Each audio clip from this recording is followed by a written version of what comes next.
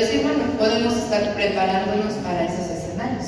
¿Por qué? Porque obviamente al prepararme, me cuido yo, cuido a los demás, todo lo tengo, digamos, en orden, porque obviamente ese testamento es quién tiene la decisión, qué hacer por tales cosas, sí, tanto materiales, tanto emocionales, toda esa circunstancia que muchas veces cuando la gente fallece no sabe decir, porque la muerte puede llegar cuando somos jóvenes, cuando apenas estamos inclusive en un escenario menos pensado, ¿sí? Y decir qué hacer en cada situación, y es esa parte consciente de decir, claro, tengo que prepararme de algo que ahora sí, grata la vida, nunca sabrán cuándo es ni cómo, pero si tengo esa base y lo transmito a los demás, en decir, bueno, yo decido que eso se haga de la manera y todo, es una manera de decir, mi cierre en ese plano, sé que será a la decisión o a la manera que Dios autorice. Y algo que siempre, y se me quedó muy grabado, que me dijo Yola, es ser consciente de las muertes de los demás, es hacerte consciente de tu propia muerte. Si tú preparas tus cosas, eres consciente que los demás también va a suceder. Y ese miedo es decir, bueno, tiene que suceder. La única diferencia es que ya voy a estar preparado para esto. Inclusive cuando acompañas a la persona, es tener esa misma conexión. Incluso cómo se transmite o cómo trasciende ese amor. Y algo que les decía a nosotros, decía, es que a veces pareciera coincidencia, pero no. Pero justamente hoy, 22 de septiembre, hace 2 años que esta persona falleció. Y dices, o sea, hace 2 años estaba en este procedimiento y ahorita estoy aquí compartiendo cómo ayudé o me ayudó mutuamente para ser una parte de decir, ese amor trasciende. En otros planos, en otra manera, soy consciente, me ayudó mucho en decir qué más tengo que prepararme en esta vida, o sea, inclusive en mi parte, cómo voy a hacer mi proceso de muerte. Y claro, dices, bueno, en este momento a lo mejor no tengo mucho, pero el ponerlo en orden hasta incluso te da paz en decir, bueno, ya sé que si algo sucede, ya sé quién te sirve, qué tiene que hacer cada cosa. Entonces, como que es un pendiente bendición. Pero esa manera en como ser consciente de esto, porque obviamente la muerte es algo que mueve a mucha gente. La muerte inclusive ha surgido que ha rompido familias. ¿Sí? Es esa parte de prepararnos y decir cómo es esa experiencia que nosotros queremos vivir y cómo acompañar a alguien para que incluso esa trascendencia de amor o ese vínculo trascienda. Y eso sí, o sea, fue como hoy cuando desperté dije, hace 2 años, si no hubiera sido con esta persona, inclusive no sé qué hubiera pasado en el testimonio, incluso no estaría ahí, ¿no? Pero transmitirlo sí fue como de, wow. Hasta luego yo porque yo le metí un libro y todo, dije, al leerlo, y ya uno leer esa experiencia, dices, realmente yo escribí eso, realmente, o sea, recordar eso es decir, pues sí, y no es un dolor que te da como inquietud o te desequilibra, es un dolor que a pesar de que aunque no es esta persona, pero me da paz. Y estoy segura que en ese proceso inclusive tuvo paz. Entonces es una experiencia muy bonita, inclusive como profesionista, es una ayuda, un aporte muy grande. Como mencionas, sí es un libro que todo el mundo quisiera tener, porque todo el mundo va para allá, aunque lo queramos evitar, pero me estoy preparando a algo que sé que va a suceder. La única diferencia es que yo puedo decidir al menos un porcentaje cómo quiero que sea esa experiencia. Pues muchas gracias.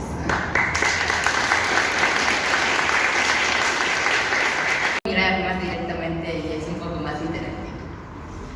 Muy bien, pues después de escuchar al editor y cómo transformó un Word en un libro, después de escuchar a mi colega Lupita de cómo vivió hace 2 años la pérdida de una persona muy importante, a mí me corresponde en este momento compartir qué es y qué no es el libro y que puedan tener una idea muy general para saber si es que en algún momento pudiese ser de su interés. Entonces, bueno, lo primero que me gustaría decir es que si tú al leer el título te estás imaginando, nos van a enseñar cómo cantar unos mantras, cómo pegarle al cuenco, cómo hacer unas ciertas postraciones, no nos estamos refiriendo a las prácticas de corte religioso, nos estamos refiriendo en esta obra a las prácticas de corte psicológico. Porque si bien el budismo está catalogado, y todos lo sabemos, como una de las grandes religiones o grandes tradiciones espirituales del mundo, si nos vamos a sus textos, la gran mayoría es prácticamente psicología. Por eso, muchos autores contemporáneos insisten en que no debiera ser visto como una religión, sino debiera ser visto algo así como una ciencia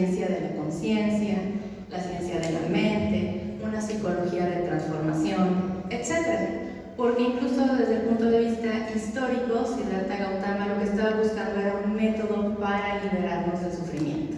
No estaba buscando como tal un camino espiritual, una religión o algo así, que después se fue transformando en ello, es algo diferente. Pero bueno, el punto es, no vamos a encontrar eso en el libro, por eso especifica, es para no budistas. O sea, los budistas hacen eso, tienen ese tipo de ritual, muy bien, pero nosotros somos occidentales. Al menos tenemos otro tipo de cosmovisión. Y entonces lo que estoy tratando de mostrar aquí es cómo esa tradición, en su parte de psicología budista, que tiene un nombre en tibetano, Abhidharma, puede conectarse perfectamente con psicología occidental y puede conectarse con psicoterapia de corte humanista, que es lo que yo trabajo, y hacer que esos métodos del bien morir se puedan traducir en una guía. Eso es el libro. Por decirlo, es una guía terapéutica con el propósito de mejorar la experiencia mental, relacional, familiar de una persona en duelo, de una persona con un diagnóstico terminal y, aunque no me lo crean, de una persona que no está en ninguna de estas condiciones y solo está inquieta por alguna situación, llámese depresión, ansiedad, etc. Y también para una persona que no tiene ninguna de estas características. Es decir, una persona que no está agobiada por el tema de la muerte y, por el contrario, en la búsqueda de su crecer, en la búsqueda de su interioridad, está buscando también cómo resolver el gran dilema de la muerte. Y se los digo porque me van a creer que en plena pandemia, cuando yo ya estaba casi terminando la obra, dije, bueno, voy a abrir unos cursos vía Zoom para personas que están perdiendo familiares, porque por lo que entiendo es que son muchas, ¿no? ¿Y saben cuál fue mi sorpresa? Que me escribieron muchas más personas que no habían perdido a alguien, que no estaban en duelo, que no tenían un diagnóstico terminal, que simple y sencillamente estaban interesadas en el tema. Total, que tuve que hacer más talleres para personas que no estaban en la condición y solamente un taller para personas que sí habían perdido a alguien querido. Quiero decirte con esto, entonces, que es una guía para cualquier persona. Si tú te lo llevas a casa, te pediría de favor que no digas, a ver, después lo leo, algún día lo podré necesitar. Mejor al revés, mejor empecemos. Solo por ponerte dos datos cuantitativos. El libro se lanzó el 21 de julio. 3 de las personas que lo tienen, bueno, lo tenían, o se los regalé, o lo compraron, o qué sé yo, lo tuvieron que regalar a alguien más, en una condición de verdadera necesidad. O sea que nunca sabemos cómo o cuándo va a suceder, así que esto de prepararse, claro, nunca va a ser al 100%, pero nos permite adentrarnos en un tópico que, si lo vamos manejando mejor, ¿qué crees? Vamos aprendiendo a amar mejor y vamos aprendiendo a vivir mejor. Entonces, ¿pero por qué? ¿Qué tiene que ver la muerte con el amor? Muchísimo. Porque entonces entenderemos que el amor deberá trascender la muerte y que el vínculo sano con alguien que tú amas deberá trascender la muerte. Y tiene que ver también con tu vida hoy día, porque si estamos verdaderamente conscientes, como en el contexto tibetano, de que esto nos va a pasar en cualquier momento y estás constantemente pensando en ello, sé que se oye tétrico, pero créeme que al final te va a llevar a vivir tu día mucho más conscientemente.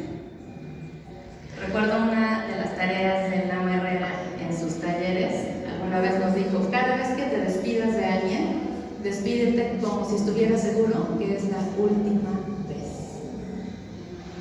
Y yo dije, no, qué miedo. Pero lo empecé a hacer con todas las personas, aunque y no saben lo profundo que empecé a vivir todo. Mi familia está aquí y de repente yo les hago la broma de te escucho con atención, pero no es broma, es que en serio estoy tratando de poner al máximo la atención en cada cosa, en cada vínculo, porque en serio estoy pensando que cualquier cosa puede pasar en cualquier momento. Insisto en que suena muy dramático, pero va dando mucha luz, va dando mucha sanación y va generando mucha liberación. Entonces, si ese es el propósito, ¿cómo lo vamos a lograr? A partir de un cambio en la percepción del deceso. Tengas la agonía física, la agonía emocional, los pendientes, tus rencores, un miedo aterrador, que estés apretándole la mano a alguien más para que te ayude, eso sí sería lo peor que podría pasar. Porque desde esa perspectiva, ustedes lo saben, y de prácticamente cualquier perspectiva espiritual, esto que sostiene la vida es inmaterial. Y entonces al dejar el cuerpo, esa experiencia mental va a continuar. O sea que si estás mal aquí, vas a estar mal después. Si estás bien aquí, vas a estar bien después. Después lo que tú consideres. Después mientras vas a Dios, después mientras vas a tu siguiente vida, mientras vas a otra dimensión, en fin. Entonces, lo distinto de este enfoque es que si tú lees muchos textos muy antiguos, como el libro egipcio de los muertos, el libro tibetano de los muertos, los Ars Moriendi, etc., incluso el Popol Vuh, te das cuenta de que el énfasis está en la persona que se va, porque se parte de la idea de que va hacia un trance que puede ser complicado. Y ustedes van a decir, ¿pero por qué complicado? Bueno, pues porque es una continuación de cómo hemos vivido. Y así que digas, nos la pasamos a todo dar, estamos pacíficos y bien contentos todo el tiempo, pues pareciera que no, al menos la neurociencia afirma que no, que son mucho más nuestros estados displacenteros que los estados armónicos. Entonces, eso es en los textos antiguos, pero en los textos más recientes, sobre todo si es tanatología occidental, el enfoque está en el que se queda. Y lo que estamos buscando en este libro es hacer ese equilibrio, el énfasis en ambos, el que se va y el que se queda. Otra cosa muy... ¿por qué para nosotros? Bueno, pues porque como terapeuta, al menos, claro, yo sé que mi consultorio no representa una muestra significativa de Puebla, ni de México, ni de lo latinoamericano, ¿verdad? Pero sí puedo decirte que es muy fácil que una muerte de una persona muy cercana genere un duelo patológico. Es muy frecuente. Que pasen años y la persona que perdió a alguien no logre elaborar completamente la pérdida. Y es también muy frecuente que cuando a la persona le dan un diagnóstico complicado o que recibe el diagnóstico complicado de alguien que ama mucho, se desata toda una cantidad de sensaciones displacenteras que en lugar de favorecer el proceso, pues van en contra. Entonces, me parece muy claro que normalmente pensamos como occidentales que lo peor que puede pasar es morirnos, y a pesar de ello, pues no lo preparamos. Preparamos todo. Preparamos, por ejemplo, un viaje, nos preparamos académicamente, nos preparamos económicamente, hacemos muchas cosas por nuestra hipoteca, por nuestros seguros, no sé qué, y de repente uno piensa, ¿y por tu paz mental? ¿Cuánto inviertes? ¿Cuándo es lo único que te vas a llevar desde esta perspectiva? O desde cualquier otra perspectiva espiritual. Entonces, bueno, dicen algunos autores, como por ejemplo el doctor Saúl Sánchez, que es egresado aquí de la universidad, dice: vivimos una religión muy a medias y a medida. Tomamos lo que nos conviene y entonces a la hora de la hora, cuando se vienen las verdaderas catástrofes de la vida, no te alcanza. No te alcanza porque hasta te enojas con Dios, pues, ¿no? O dijera Sogyal Rinpoche, pues esta sociedad contemporánea es un desierto espiritual. Nadie se pregunta cosas fundamentales, nadie se cuestiona sobre lo que va a pasar después, nadie se cuestiona sobre la ecología, sobre los animales, sobre los demás. Uno está más pendiente de sus redes sociales, o tiene un día tan complicado donde lo que quieres es nada más dormir. Entonces, prepararse para la muerte, pues, ¿qué espacio podría tener en una sociedad así de veloz, de demandante, de voraz, como en la que vivimos? Y ahí es donde está la conexión con lo tibetano, porque para los tibetanos estamos aquí para prepararnos a ese trance. Entre los tibetanos se desean larga vida, En lugar de que te vaya bien, suerte, éxito, se dice larga vida. Pero no es larga vida pues para que te la sigas pasando a gusto. No, es larga vida para que tengas más oportunidad de pacificarte.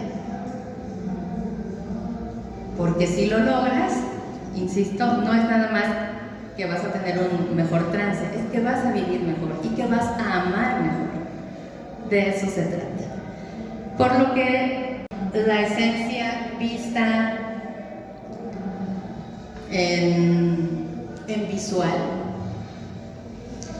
el método podría decirse que se divide en dos ejes. El primer eje es preparar la muerte propia y el eje que hace la cruz es acompañar. Todo esto va encirculado en resignificar la muerte, que veamos la muerte natural, cercana, personal, que hablemos de ella, que elaboremos nuestro testamento vital, como viene ahí, que hagamos visualizaciones sobre qué es lo que va a ir pasando, porque estos textos tibetanos describen muy a detalle lo que se va a ir sintiendo física y emocionalmente. Ni qué decir la práctica meditativa, porque bueno, no hay forma de pacificar nuestra mente de mejor manera que una práctica en serio. No quisiera yo